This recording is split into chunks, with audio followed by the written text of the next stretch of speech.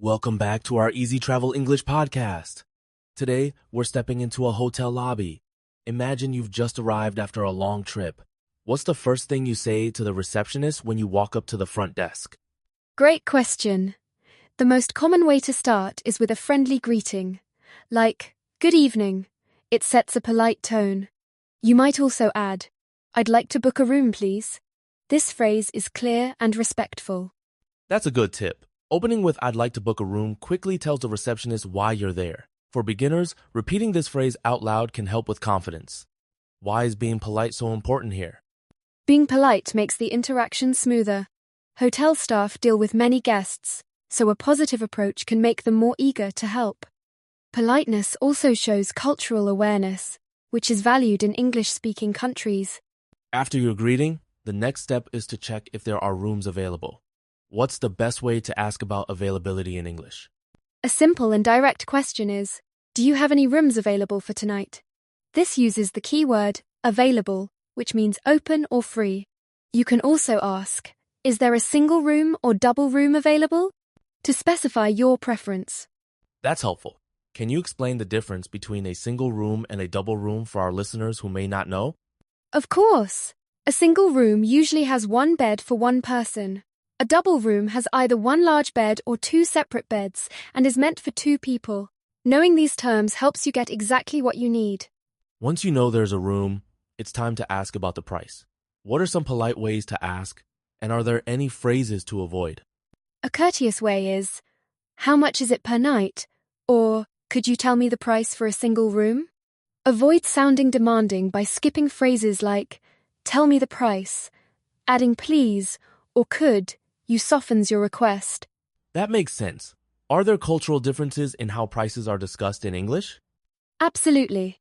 In English, it's common to show gratitude after getting information. For example, saying, "Thank you." That's helpful. This keeps the conversation positive and politely an important aspect of customer service interactions. If the price is right, it's time to reserve the room. What's the best way to confirm your booking and make sure the details are correct?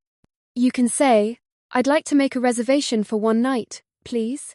To double-check, ask, "So, that's a single room for tonight, correct?" This shows you're attentive and avoids misunderstandings. Great advice. What if the receptionist repeats the details back to you? That's standard practice. They might say, "You're booked for one single room tonight." You should respond with, "Yes, that's correct." Thank you. This confirmation process is key to a smooth reservation. Now, let's talk about making polite requests for extra services. What if you want to know about breakfast or Wi-Fi? To ask politely, say, "Is breakfast included?" or "Could I have the Wi-Fi password, please?" The words "could I" and "please" are important for sounding respectful and clear. Are there other useful phrases for requesting hotel services? Definitely. You could say, "Can I have a wake-up call?" or "Is there parking available?" Practice these phrases to feel more confident in real situations. Let's move on to check-in and check-out. Two vital hotel terms. What do these mean, and how should a guest ask about them? Check-in means registering and getting your room key, usually in the afternoon. Check-out is when you leave and return the key, often before noon. You can ask, "Can I check in now?" or "What time is check-out?" to clarify the times. Why are these times important for travelers to know? They help you plan your arrival and departure. Arriving too early or late might mean waiting or paying extra. Knowing the schedule avoids confusion and unexpected costs. Sometimes travelers have special needs, like wanting a quiet room or extra pillows.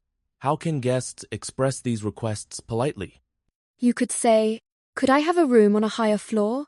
or "May I have extra towels, please?" Using "could I" and "may I" keeps your tone soft and shows respect for the staff's effort. Are these kinds of requests common in hotels around the world? Yes, and staff are usually prepared for them. However, being polite increases your chances of getting what you need. In busy seasons, flexibility and kindness go a long way. With new vocabulary and accents, misunderstandings can happen. What's a good strategy for clarifying information at a hotel? Don't hesitate to ask staff to repeat or spell something. For example, "Could you repeat that, please?" or Can you spell your Wi-Fi password? This shows you care about accuracy and learning. Is it acceptable to ask for slower speech if you don't understand?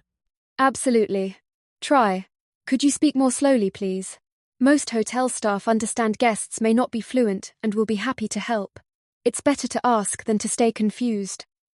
Pronunciation can make a big difference. Let's practice key phrases together. For example, I'd like to book a room. Notice the contraction, I'd sounds like I'd. Another useful phrase is, do you have any rooms available? Stressing available helps the listener understand your main point. Repeat after us to build confidence in real conversations. Practicing with slow, clear speech is a great way to memorize these patterns. Exactly. Try recording yourself, then compare your pronunciation to native speakers. Over time, your fluency and confidence will grow. To finish, let's do a speaking challenge. Imagine you're the guest. Start by greeting the receptionist and asking for a room. Ready? Good evening. I'd like to book a room, please. Now, listeners, try saying it out loud with us. Don't worry about mistakes. Practice is key. Next, ask about the price. How much is it per night? Remember to use a friendly tone and clear pronunciation. Well done. You can add, is breakfast included? And can I check in now? Practicing these real-life phrases prepares you for travel and boosts your English skills.